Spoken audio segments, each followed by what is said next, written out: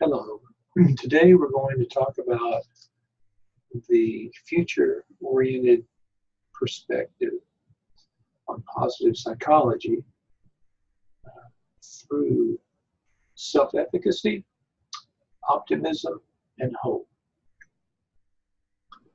If you recall, when we talked about cultural differences in understanding positive psychology, we considered how the Western perspective is more future-oriented.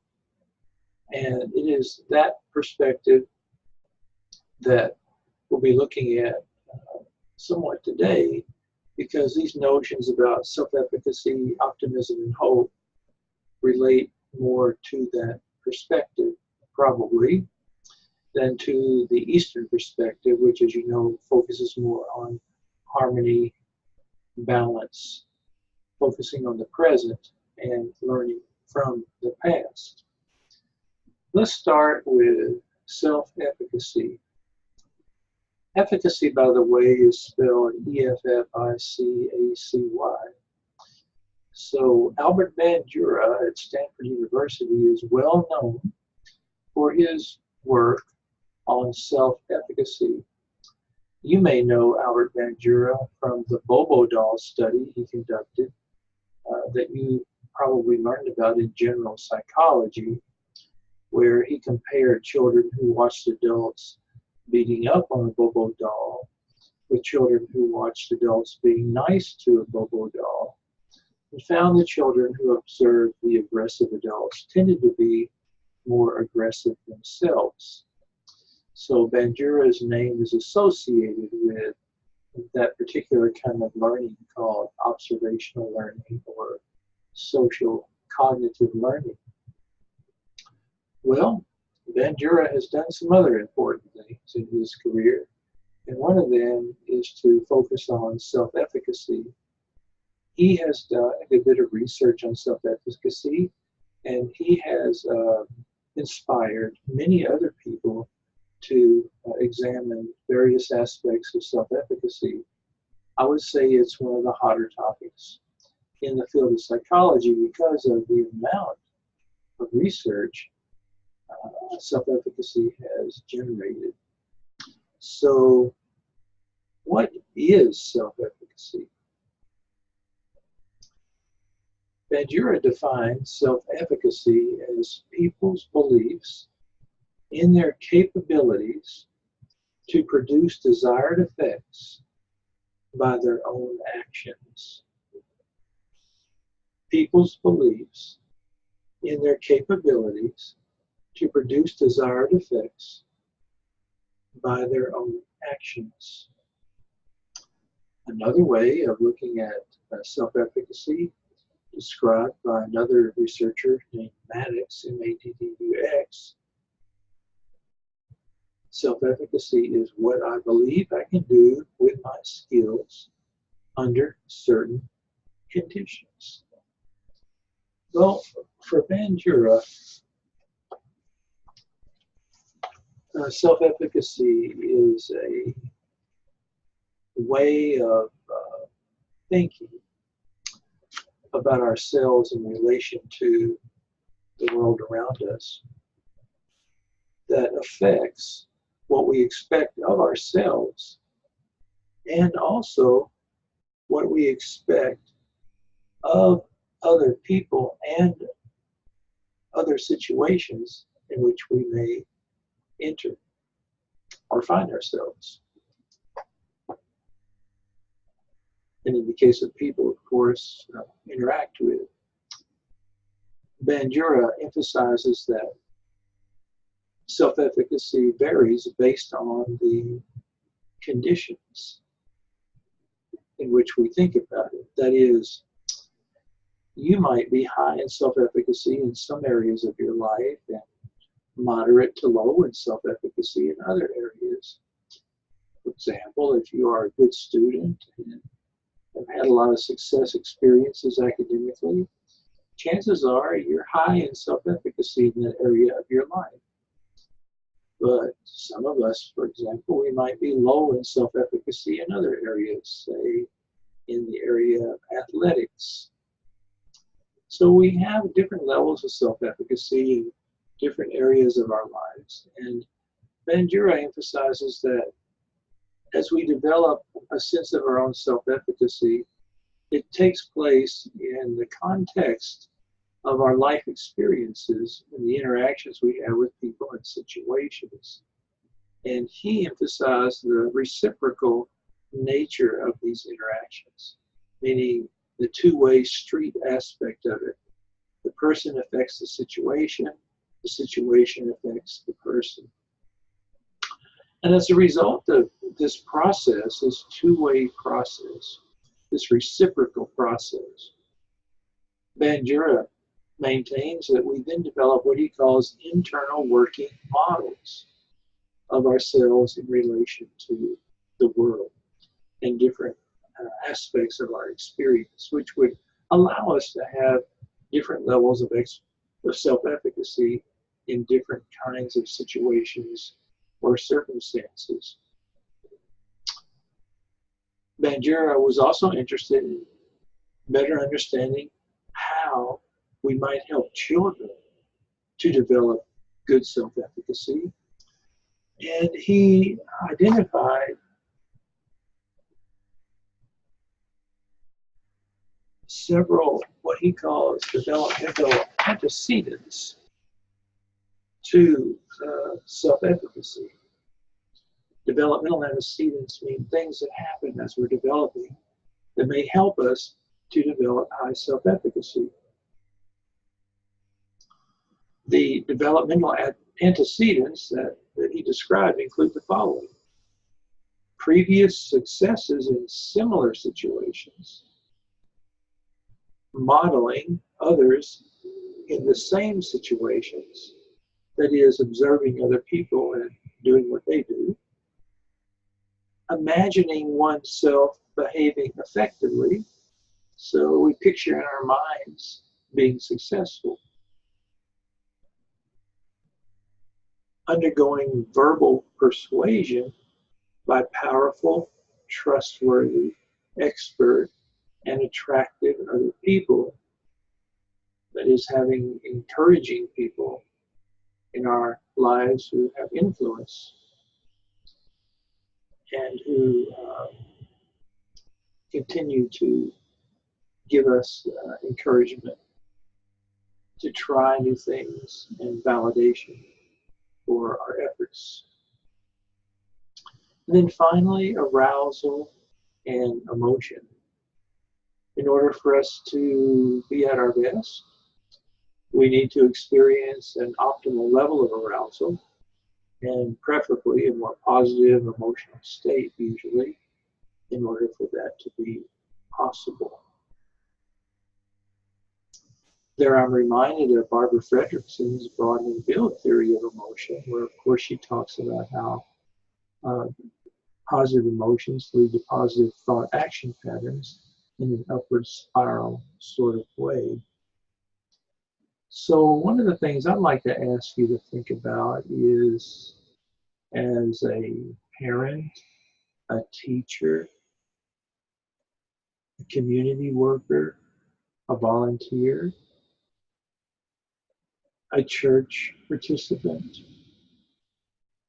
what are ways in which we can help children to develop strong self-efficacy as they are growing up?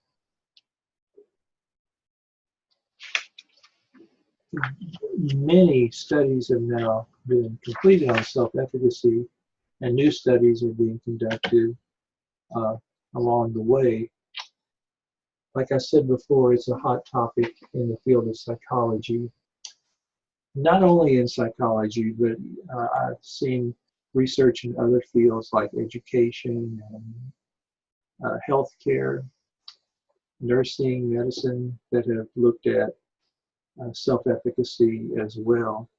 And that's not everything. Those are just a couple that come to mind as we're talking. It's amazing when you look at the literature and identify some of the benefits of high self-efficacy. This is described some in our readings, but I just wanted to comment on some of these benefits. And these are just a few. It has been found that when therapy clients and their counselors are high in self-efficacy, it helps them to benefit even more from the therapy experience. High self-efficacy has been associated with lower anxiety, higher pain tolerance, better academic performance, more political participation, effective dental practices, continuation in smoking cessation programs, adoption of exercises and diet regimes, successful coping, and increasing health-related behaviors. These are just a few of the benefits of high self-efficacy. One area that I find fascinating has to do with stress and how we cope with it and how it affects us. Because researchers have found that individuals who are high in self-efficacy do not tend to show as strong of a physiological response to stress as people who are lower in self-efficacy. So in other words, self-efficacy may serve as a buffer to help protect us from the harmful effects of stress. Self-efficacy.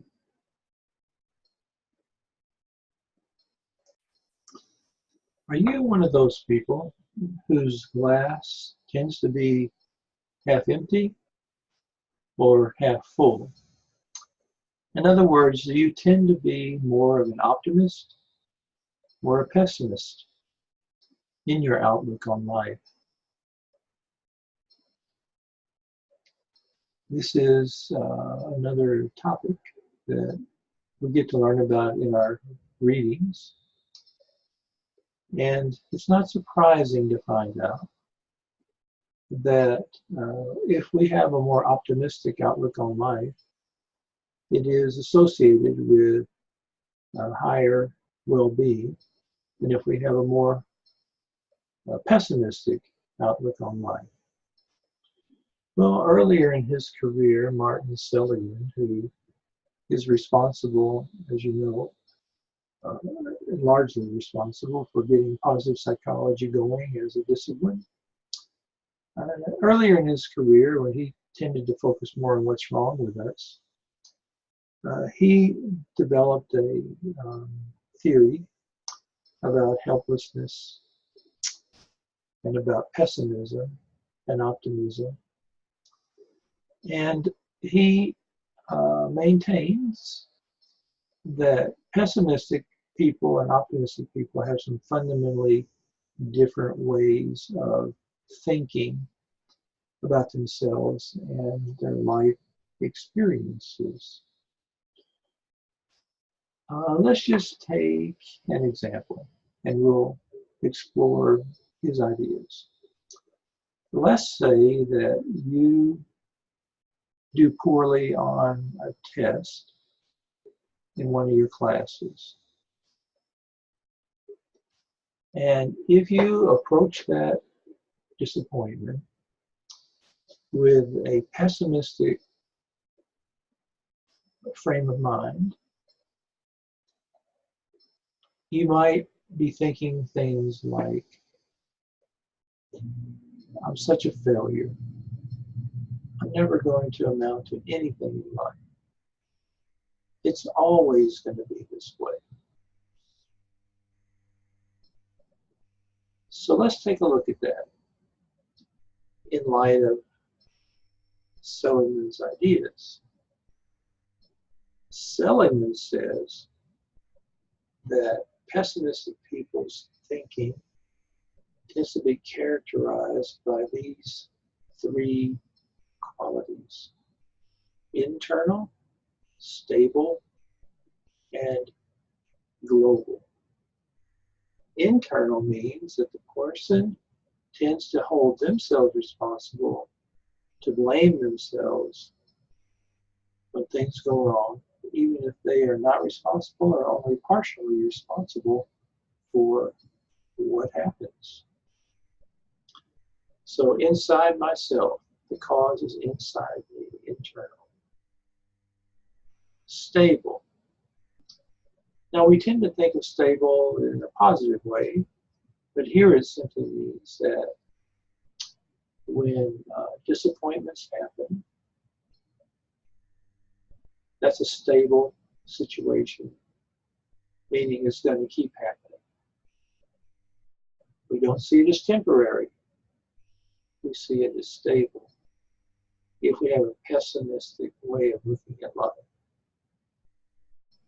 And then thirdly, it's global.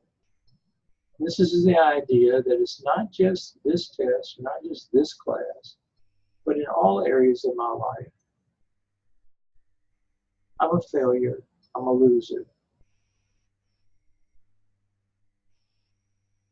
So you can imagine if a person goes around thinking these kinds of thoughts, it will take a toll on their level of well-being. The optimistic perspective, on the other hand, is one in which the person is able to not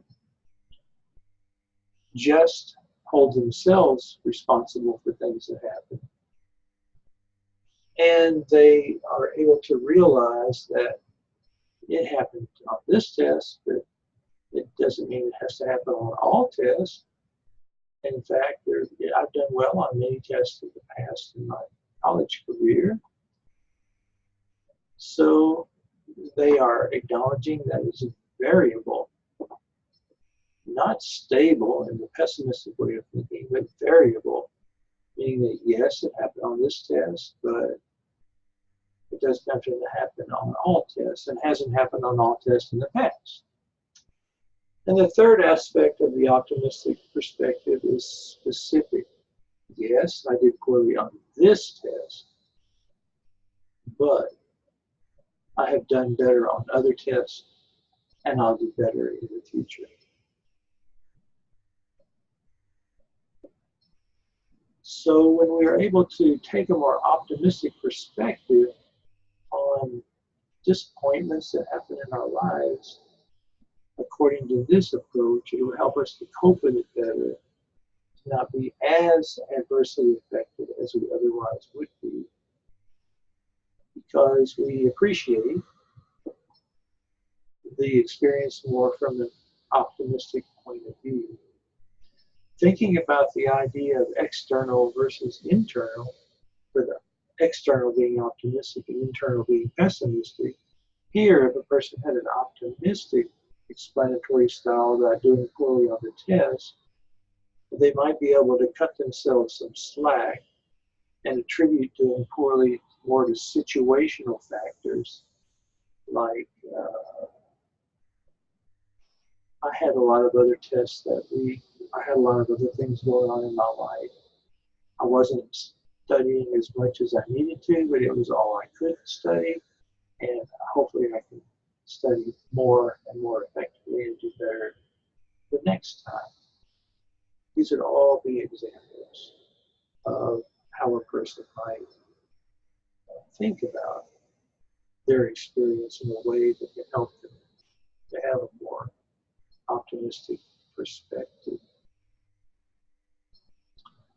Now, some of us have what's called an optimistic bias.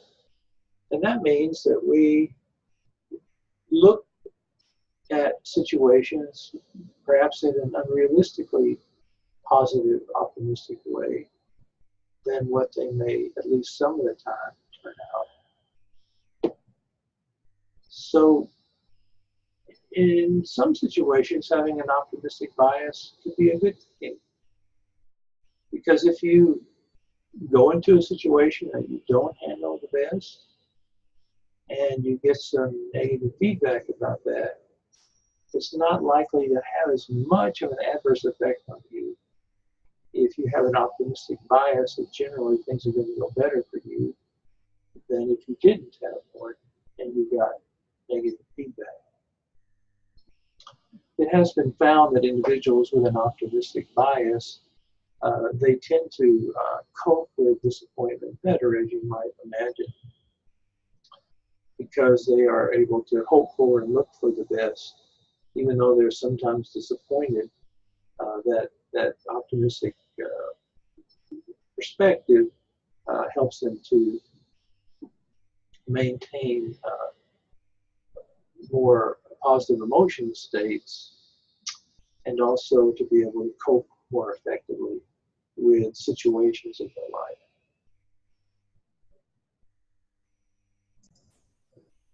When you take a look at the literature on learned optimism in our readings, you'll see that it is associated with positive outcomes in a number of different areas like academic performance, athletic performance, work productivity, relationship satisfaction, effective coping, less vulnerability to depression, superior physical health, as well as other outcomes. Now, Seligman was also interested in figuring out how we might help children to develop more of an optimistic outlook on life. And he maintained that optimism is probably partially genetic because of high similarities between levels of optimism with identical twins, but that it's also partially learned, and that children who grow up in safe, coherent environments and have parents who model optimism and effective coping in their lives, those are the children who are more likely to experience optimism in their lives. Well, thank you. I look forward to talking with you again soon.